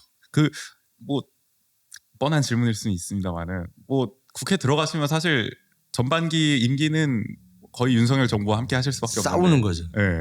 요거 하라고 계속 압박을 하실 예정인 거죠. 사실 정부는 지금 뭐 간호법도 거부권을 행사하기도 네. 했었고 쉽지 않아 보이긴 합니다만은 가장 전투적으로 어쨌든 싸우겠다라는 간호법 말씀이십니다. 문제는 윤석열 정부가 이거를 해태하면 나중에 큰 재앙이 될 겁니다. 저도 뭐 저희 아버지도 돌봄 문제가 어려워서 뭐 문제가 사고가 생긴 적도 있었고 아마 대부분의 가족들이 그럴 텐데 이거는 어르신들만의 문제가 아니에요. 40대 50대 되는 분들의 모든 앞으로 처할 문제고 처해질 문제예요. 그래서 또 부양을 해야 되는 예. 상황이니까. 그러니까 돌봄 문제가 하나 가족 내에서 한 분이 생기면 누군가는 직장을 그만둬야 되는 상황이 벌어지거든요. 아니면 누군가 한 명은 거기에 온종일 매달려야 되는 상황이고 이거는 사실은 개인의 가족의 문제가 아니라 사회 문제인 거예요. 근데 그 사회 문제가 점점 커지고 터질 위기에 있는데 대통령이라는 사람이 정부라는 조직이 아무도 관심을 갖지 않고 있다. 이거는 심각한 문제인 거죠. 뭐 약간 터질 시한폭탄을 계속 미루고 있다라는 좀 인상을 받고 계신 것 같기도 하고요. 어쨌든 이런 분야에 계속 관심을 갖고 국회에서 활동하시겠다라는 뜻으로 이해가 됩니다. 아동 청소년 공약도 눈에 띕니다. 네. 어린이 복합문화공간, 청소년 콤플렉스 센터 설립 이런 걸 또 내걸고 계신데 뭐 어떤 건지는 뭐 대충 알겠는데 이게 구체적으로 저는 뭐죠? 네. 이제 지방에 있는 아이들이 공통적인 건데 네. 체험 시설이 부족해요. 체험할 수 있는 네. 게 새로운 기술이 어떤 기술이 있는지는 그냥 영상이나 뭐 이런 걸로 통해서 접하는 거지 직접 보지를 못하는 거예요. 특히 원주에서는 네. 그러니까 서울만 해도 그런 게 굉장히 다양하게 민간에서 다양하게 많이 그렇죠. 있거든요. 네. 뭐 레이저 기술을 이용한 뭐 이런 것도 있을 수 있고. 근데 원주는 지방에 있는 아이들은 그런 걸 접해보지 못하고 다양한 경험이 부족해지는 상황인 거죠. 그렇죠. 사실 뭐 그러면 가족 단위로도 갈 수 있는 곳이 많지 않다는 맞습니다. 얘기 나오잖아요. 네. 그러면 어려서부터 꿈의 영역이 확장되는 걸 막아요. 네. 우리 그냥 엄마 아빠나 주변 사람들만 보면서 내가 커서 이런 길만 있구나라고 생각할 수밖에 없는 여지가 좀 생기거든요. 바운더리가 너무 물론 좁아지죠. 유튜브나 여러 가지를 통해서 많이 키울 수는 있지만 그거를 실제 경험할 수 있는 저는 그런 공간들을 만들어 주자는 거예요. 그러니까 뭔가 계속 체험을 하고 경험을 해서 상상력도 넓히고 맞습니다. 세계관도 예, 넓히고 예. 이런 게 성장 과정에 필요한데 맞습니다. 원주는 그런 게 또 한계가 있으니까. 어디 데려갈 만한 데도 사실 별로 없어요. 꼭 체험이 아니더라도. 그럼 지금 말씀하신 어린이 복합문화공간 청소년 콤플렉스 센터는 좀 그런 쪽에 체험 중심의 예, 좀 체험도 하고 공간이다? 자기들이 와서 직접 시연을 해보는 거죠. 네. 그런 걸로 이해가 되고요. 코딩하는 아이들이 있으면 코딩도 해보고 코딩을 가르쳐주는 사람도 있고. 되게 그럼 규모가 크겠는데요? 여기 안에 들어가는 게 많은 것 그러니까 같은데. 건물 조그만 거 하나가 아니라 저는 굉장히 큰 넓은 공간으로 만들었으면 좋겠다는 그럼 생각. 뭐 아직까지 구체적인 건 아니겠지만은 좀 염두에 두신 뭐 장소가 있으세요? 뭐 아니 장소는 염두에 없습니다. 워낙 이게 큰 곳이라서 예, 네. 그래도 약간 부지 예정지가 좀 어느 정도 나와야 되지 않을까. 저는 제가 갑에서 출마하니까 갑으로 왔으면 좋겠다는 어쨌든 생각을 원주시갑 어딘가에는 네. 하실 생각이다. 알겠습니다. 그 외에는 공공산후조리원 설치라든지 초중고 교육 분야 전담 보좌진 운영, 하여간 계속 보건의료 또는 뭐 교육 이런 쪽에 공약을 좀 많이 내걸고 그러니까 계시네요. 보좌진 전담 보좌진 제도는 네. 누군가는 국민 시민들의 민원을 들어야 되잖아요. 그렇죠. 근데 이 사람도 듣고 저 사람도 듣고 하겠지만 교육 분야와 관련해서는 아이들과 관련된 거기 때문에 민원이 제기되면 최대한 빠른 시간 내에 신속하게 처리할 수 있게 그런 시스템을 만들겠다는 거예요. 그런 의지로 좀 볼 수 네. 있다. 전담 보좌진은. 알겠습니다. 요것 뭐 또 로드맵 관련해서 하나 여쭤보면은 복합문화공간 콤플렉스 센터 뭐 여러 가지 얘기해 주시지만 지금 정부 긴축재정 기조잖아요. 국비가 분명히 들어가야 될 텐데 예. 따오기 쉽지 않을 겁니다. 어떻게 좀 정치력을 발휘할 생각이세요? 이 현실성 얘기가 나올 것 같은데. 제가 국회에서 14년 일을 했거든요. 그게 좀 네. 강점이 될 거라고 예산을 보시는군요. 어떻게 따는지는 제가 잘 알고 있습니다. 예. 노하우를 예. 많이 쌓으셨다. 제가 실무만 14년을 했기 때문에 그중에서 보좌관만 11년을 했어요. 예산 오고 가는 승리를 너무 잘 알고 계시기 때문에 예. 뭔가 뭐 구체적으로 얘기할 수는 없지만 네, 나름의 네, 비법이 네, 있다. 네, 네. 이런 걸 좀 시민들한테 어필하시는 것 같습니다. 이제는 좀 미래 세대 좀 지속 가능 발전과 관련한 좀 이야기를 나눠볼 텐데요. 젊은 인구가 원주를 떠나고 있는 상황입니다. 소위 탈원주라고도 불리는데 청년 정책 관련해서 좀 질문을 드릴게요. 일단 청년들이 왜 떠난다고 생각하세요? 청년들이 떠나는 거는 어쨌든 뭐 그러니까 몇 가지가 있을 텐데 저는 뭐 일자리 문제도 있을 거고 자기가 여기 이 도시에서 내가 하고자 하는 이 꿈을 키워나가지 못한다. 이런 부분도 있을 거고 그다음에 내가 여기서 결혼해서 가족과 함께 아이들을 키워나갈 수 있을까? 이거에 대한 고민도 있겠죠. 도시에서 자기 미래를 좀 상상하기 어려운 환경 상황이- 때문이다라고 보시는 거. 거기는 뭐 복합적인 이유라고 보시는 거군요. 일자리도 있을 것이고 정주 여건도 있을 것이고. 청년 정책은 어떤 걸 염두에 두시는지가 궁금한 게 대부분은 사실 일자리를 많이 이야기를 합니다. 뭐 대규모 산업이나 뭐 공장을 유치해서 지금 시정도 그런 정책 위주로 가고 있습니다만은 그런 또 한편에서는 그것만으로 충분하냐라는 얘기도 있어요. 정주 여건을 개선하는 게 또 동반돼야 된다라는 얘기도 있는데 후보님은 어떻게 보세요? 어떤 정책 염두에 두고 계십니까? 아마 비슷할 겁니다. 근데 저는 이제 거기에 더해서 사실은 아까도 이야기했던 지역균형 발전이 돼야 청년들이 지역에서 남아서 일을 하던 아니면 꿈을 꾸던 그걸 할 수 있을 거라고 생각을 하고 거기에는 저는 이제 이 중앙에 본사들이 대부분 다 중앙에 가 있잖아요. 그렇죠. 서울에 있고 네. 이렇게. 우리 예를 들면 삼양라면이 원주는 공장만 있어요. 본사는 서울에 있습니다. 그렇죠. 네. 법인세는 다 서울에 내고 있어요. 저는 이제 제가 시장이라면 삼양라면 찾아가서 회장님한테 본사를 원주로 옮겨주십시오. 공장뿐만 아니라 본사까지 와서 실체는 놔두더라도 일은 거기서 하더라도 본사 주소를 옮겨주십시오. 그래서 원주를 위해 기여해 주십시오. 저는 이렇게 설득하고 싶어요. 그래서 그 세금으로 들어오는 수입으로 저는 원주에 있는 청년들이 꿈을 꿀 수 있고 일을 할 수 있고 자기 생계를 꾸려나갈 수 있는 그런 시설들과 소프트웨어와 콘텐츠들을 많이 만들 수 있게. 사실 원주는 하고 싶어도 돈이 없어서 못하는 거예요. 그렇죠. 재정 자립도가 낮으니까. 그러면 그런 걸 끌어들일 수 있는 많은 아이디어를 찾아야죠.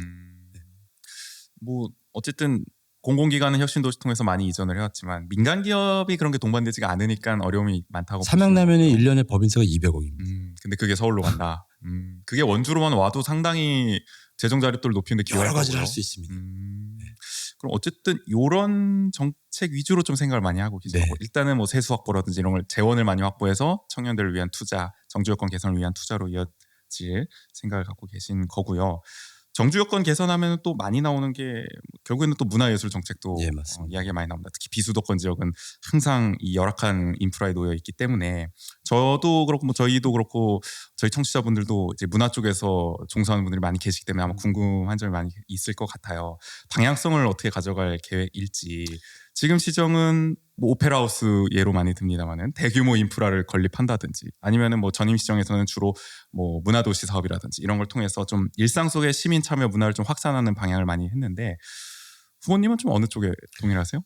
제가 지난번에 이제 그 조국 교수님 네. 그 장관님 저 출판 기념회 북콘서트 원주에서 네. 했었죠. 그거를 제가 기획을 하면서 네. 공간을 못 찾았어요. 적당한 공간을. 그 북콘서트를 열 공간을. 네. 오. 너무 작거나 너무 크거나. 딱 적당한 규모가 적당한 없군요. 규모. 그러니까 누구든지 쉽게 자유롭게 뭔가를 전시를 하든 공연을 하든 할 수 있는 그런 공간들이 많이 그 부족하더라고요. 얘기는 항상 나오는 것 같아요. 네. 원주의 문화예술. 근데 의외로 없어요.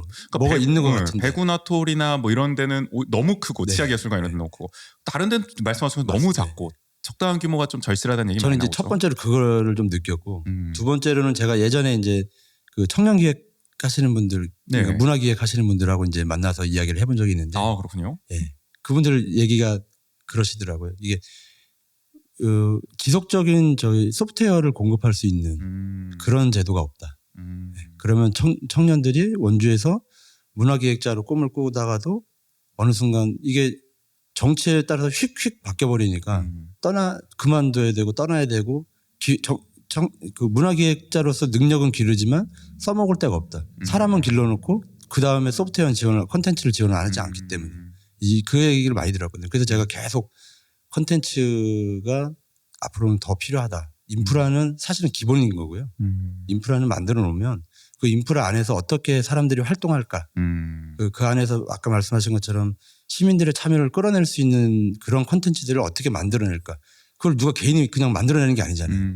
그거는 지자체가 지원을 하고 정부가 지원을 해야 되는 게 맞는 거죠. 어떻게 보면 물론 뭐 하드웨어도 중요하다고 보시겠지만 소프트웨어를 강화하는데 더 방점을 둬야 되지 않겠냐. 저는 그래야 문화도시라는 이름에 걸맞게 문화가 성장할 수 있다고 생각하고 있어요. 뭐 법정 문화도시 사업이 사실 올해로 원주는 종료가 되고 그 이후로는 국비 지원이 없기 때문에 이게 연속성이 끊길 것이냐 아니면 시가 지자체 차원에서 이어갈 것이냐도 지금 기로에 놓여 있는 상황인데 후보님 입장에서는 이런 것도 어쨌든 시가 적극적으로 투입을 해서 이어가야 해야죠. 된다고 보시는 거군요. 그러니까 외적 성장도 중요하다고는 했지만 내적으로 시민들의 삶을 풍부하게 만들어주는 역할들을 지자체 단위에서 고민하지 않으면 지방 소멸을 막을 수가 없어요.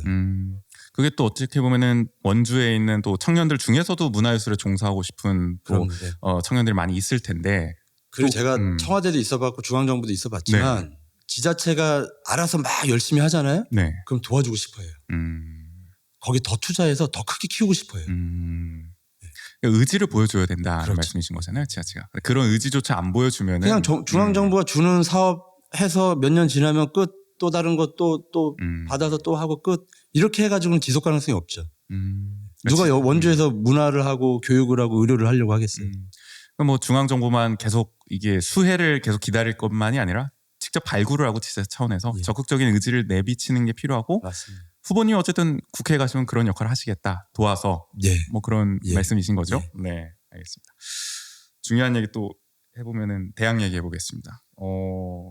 원주에서 대학을 다니셨기 때문에 더 절실하게 체감하고 계실 것 같은데 지금 정부는 글로컬 대학이 대표적인 또 지방대 전략 중 하나죠. 정책 중.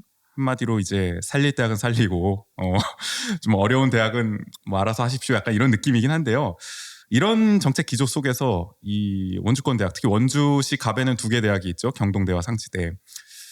이 원주권 대학 참 어려운 상황인데 좀 어떻게 살릴 방안 갖고 계신가요? 좀 어려운 이야기죠. 어렵죠. 굉장히 어려운 이야기인데 뭐 사실은 이제 그 학령 인구가 줄어들기 때문에 대학의 학생 수가 줄어드는 것을 막을 방법은 사실 별로 없어요. 필연적이죠.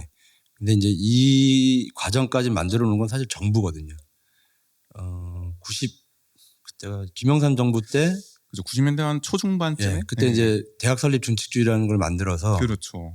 대학을 막 만들게 했어요. 뭐 우죽순 네, 생겼죠. 그러니까 예. 저 시골 동네에도 막 대학이라고 생기고 막 이렇게 돼서 결국은 학생들의 그 학력 인플레만 올라가 있고 실질적으로 그래서 뭐가 더 우리나라가 기술이 발달하고 더 좋아졌나? 이건 사실 아니라는 평가인 거잖아요. 이제 와서 그걸 걷어들이려고 하다 보니까 죽일 놈 죽이고 살릴 놈 살리고 이렇게 이제 정책 방향이 가는데 물론 뭐 그게 어쩔 수 없는 시대적 추세일 수도 있어요.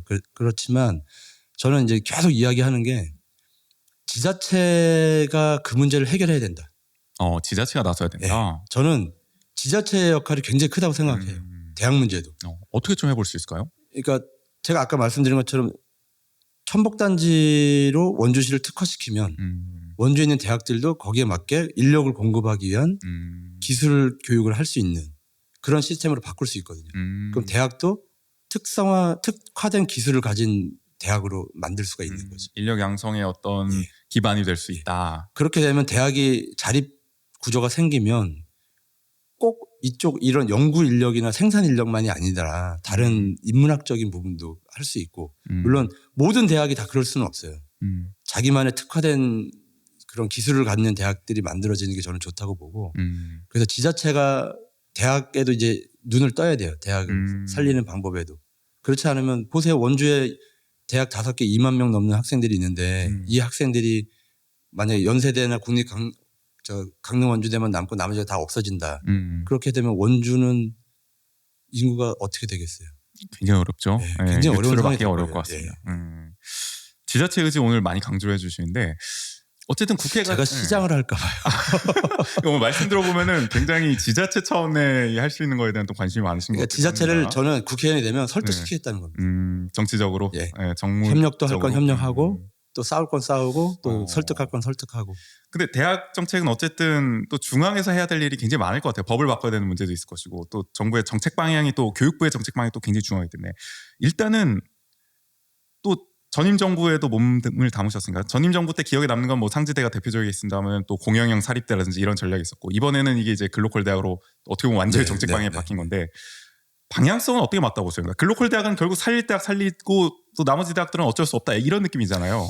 어떻게 보세요? 글로컬 대학도 사실은 저는 뭐 나쁘게 보지는 않아요. 네, 필요한 정책이고 전략이라고 생각을 하고 있는데 일리가 있다. 예, 그것만 가지고는 또 어렵다는 게 있잖아요. 그러니까 이제 중앙정부가 중앙정부의 역할을 하되 지자체한테도 지자체는 뭘 할 거예요.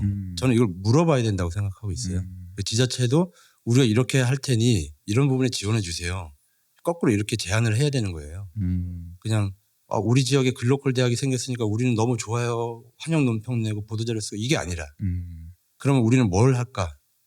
우리 지역에 있는 대학들을 위해서 이런 거에 대한 고민을 해야 되는 시기가 온 거예요 이제.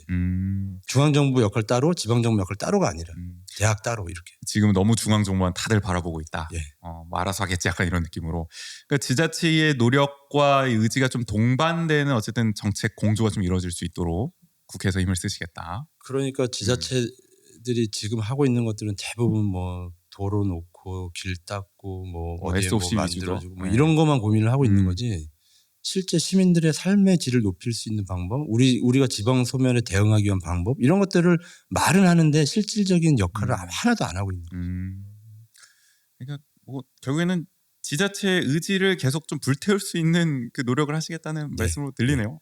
이런 실질적인 분야에서. 알겠습니다. 이 문제는 앞으로 계속 또 중요할 문제입니다. 기후위기 문제. 네. 원주도 그렇고 뭐 강원도도 그렇고 2040년, 50년까지 탄소 중립을 달성하겠다 목표는 내걸고 있습니다.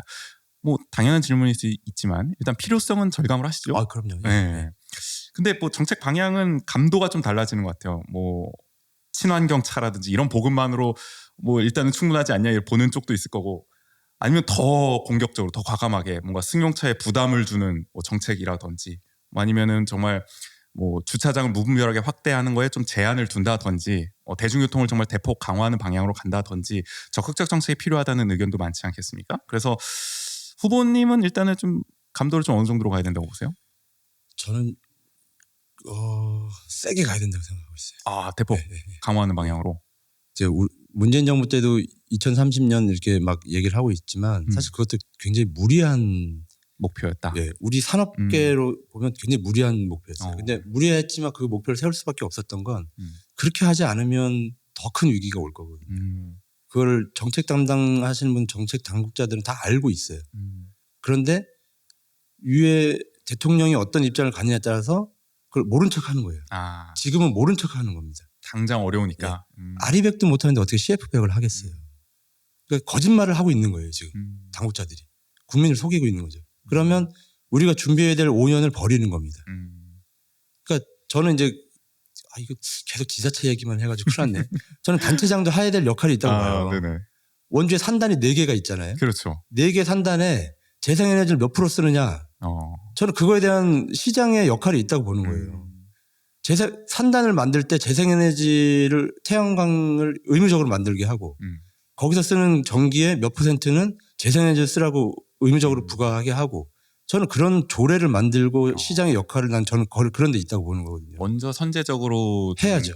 그래서 우리 지역에 원주시에는 우리가 재생에너지를 몇 년도까지 몇 프로 쓰게 하겠다. 이런 목표를 세워야 되는 거예요. 중앙정부한테만 맡겨놓고 중앙정부가 돈 줄 때까지 기다리고 있으면 안 되는 거예요.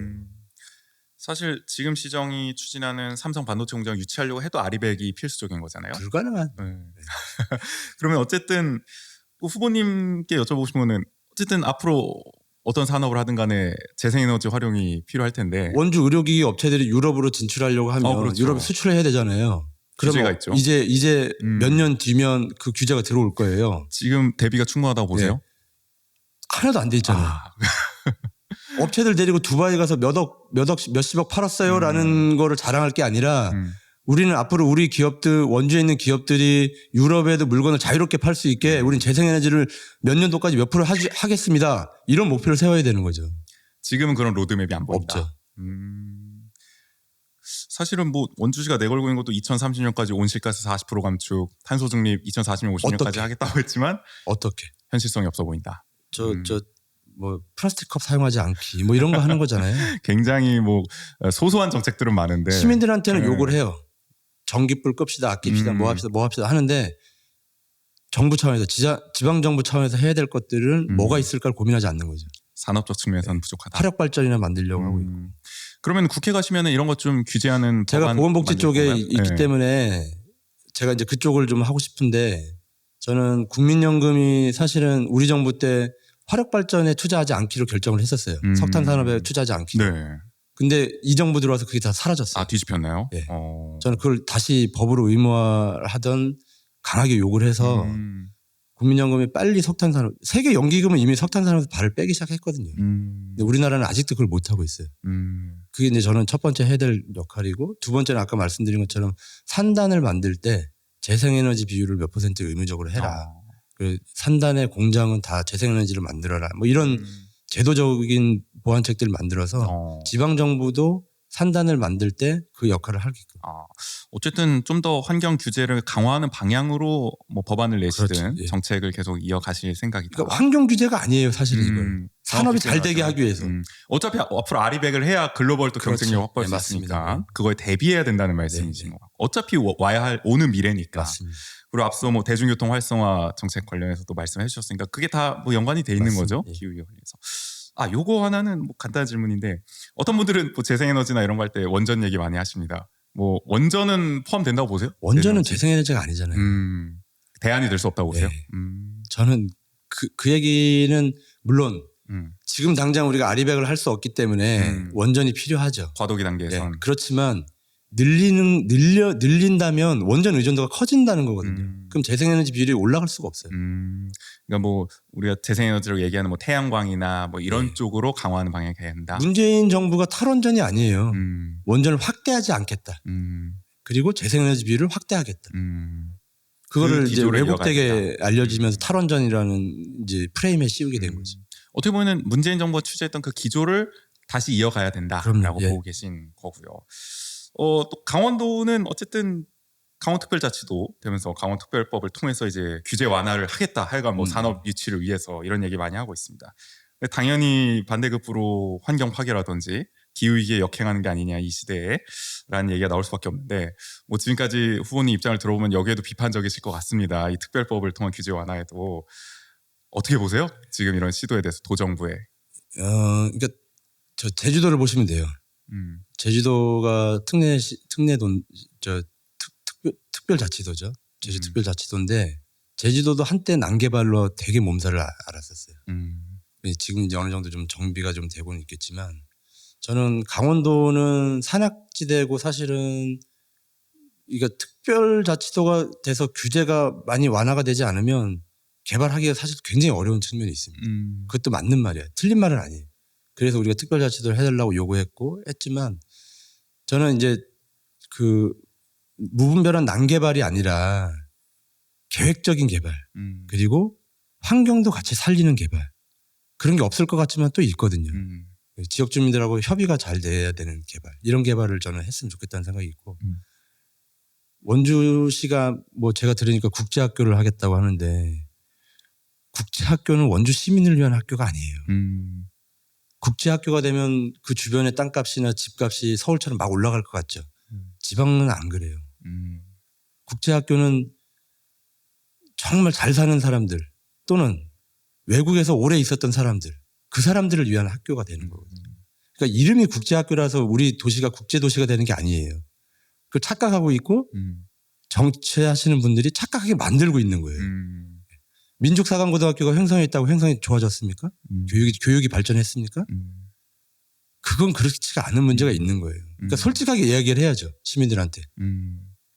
뭐 앞서 특례 시대도 말씀하셨지만 이름만 이렇게 강조할 게 아니라 실질적으로 시민의 삶을 개선하는 내실을 강화하는 거냐를 솔직하게 얘기해야 된다는 원주의 거잖아요. 아이들이 외국에서 3년 5년 동안 살다가 오는 아이들이 얼마나 되겠어요. 물론 그런 아이들을 위해서 국제학교가 필요하긴 하죠. 그런데 우리가 지금 강원도나 원주시가 이야기하는 국제학교는 그런 학교가 아니에요. 그냥 외국인이 만드는 학교. 그래서 비싼 등록금을 내고 비싼 그러니까 돈 많은 사람들이 다니는 학교. 그래서 삐까뻔쩍한 학교. 그래서 원주에도 국제학교가 있습니다. 이렇게 자랑하고 싶은 학교. 이런 걸 원하는 거지 원주에 있는 아이들을 위한 학교가 아닙니다. 저는 그래서 반대합니다. 그럼. 비판적으로 보고 계신 거고요. 어쨌든 지금 지금 도정에서 또 시정에서 하고 있는 강원특별법 관련 뭔가 이런 개정안은 조금은 방향성이 아쉬우니까 저는 서두르지 않았으면 좋겠어요. 네. 내실을 좀 강화할 수 있는 방안을 좀 더 연구하고 그리고 숙고해서 시민들이 알아야 돼요. 그러니까 이 규제를 왜 우리가 해제하려고 하는지를 시민들한테 알리고 시민들이 그걸 듣고 동의가 되나 안 되나 이것도 판단해야 되는 거고 그냥 너무 빨리 막 지금 급한 것처럼 그렇죠. 너무 서두르는 느낌이 있어요. 네. 그런 시민 의견 수렴 과정은 좀 부족하지 않냐라는 말씀으로 이해가 됩니다.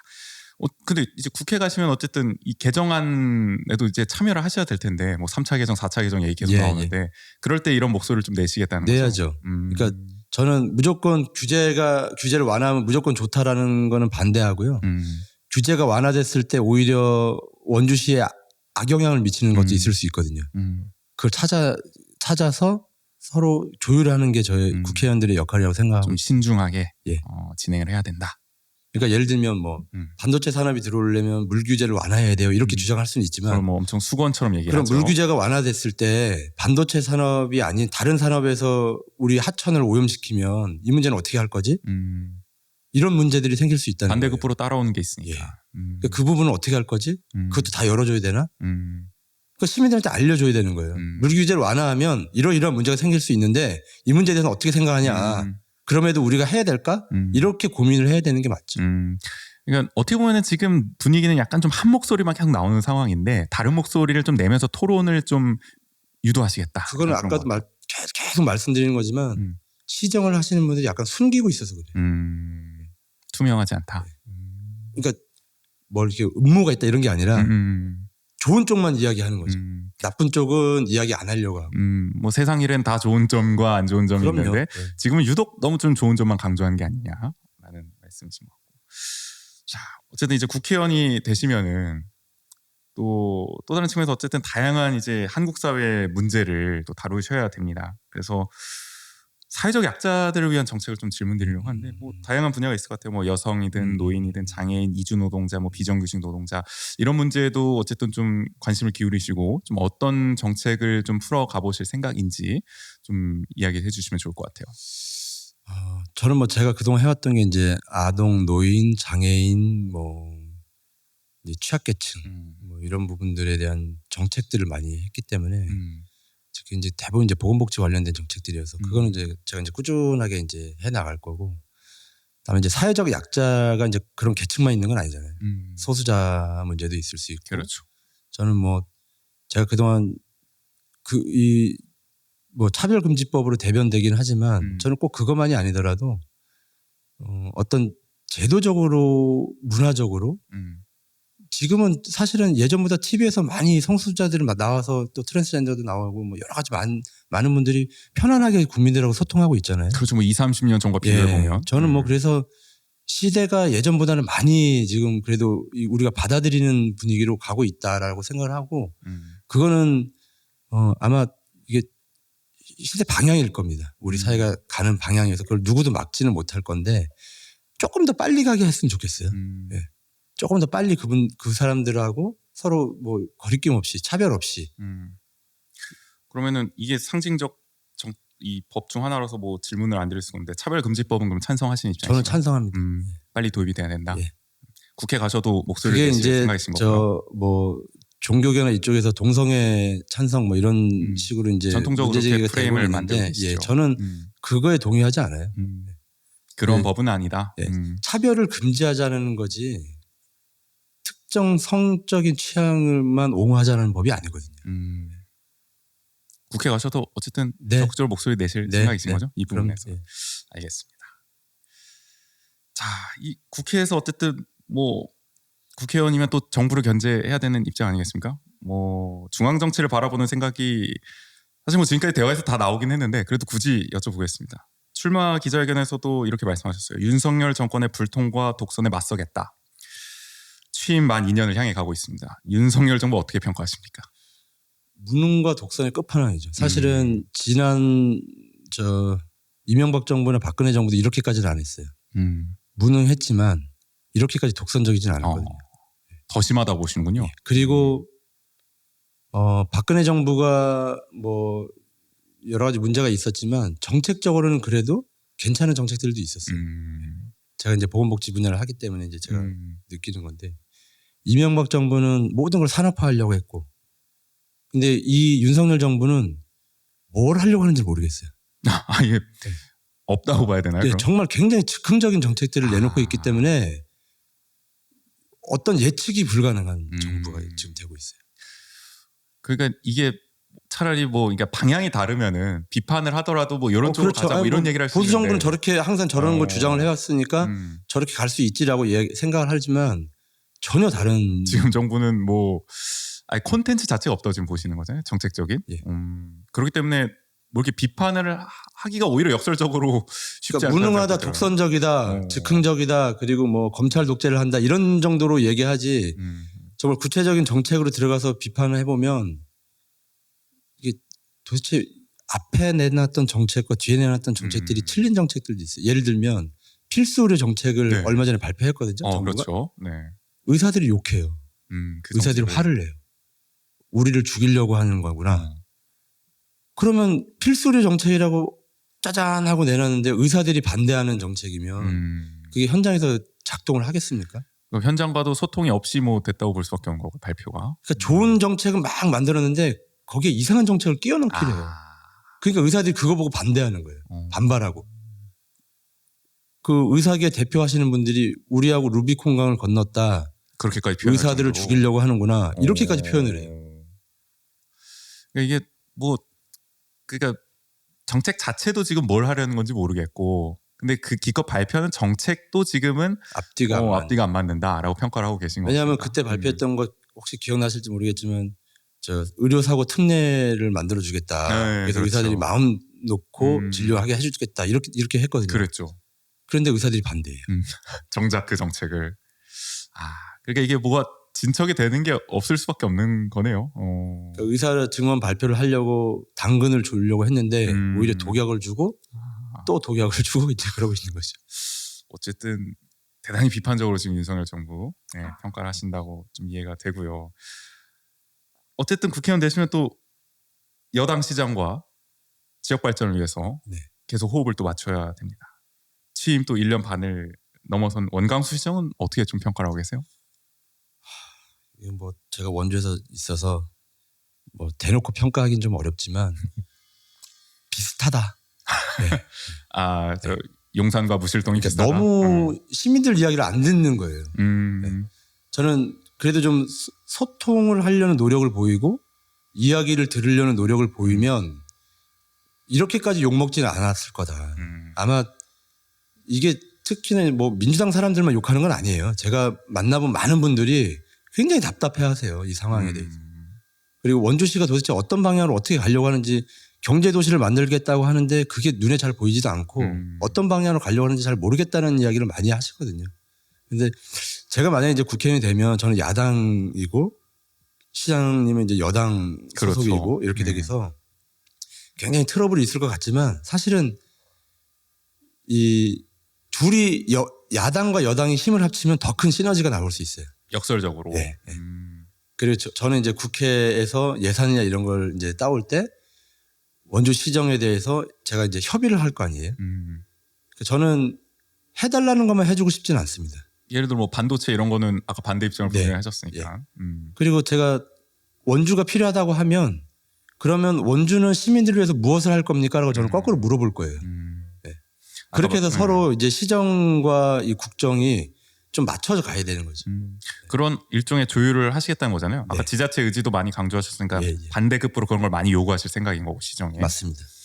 뭐 어떻게 보면은 뭐 중앙정부 견제뿐만 아니라 시정 견제에도 또 적극적일 가능할 수도 수 있다고 저는 생각하고 생각하는데요. 있습니다. 물론 제가 뭐 얼마나 어떻게 할 수 있을지 시정은 또 독립된 행정이기 때문에 그렇긴 하지만 저는 끊임없이 제안을 드릴 거예요.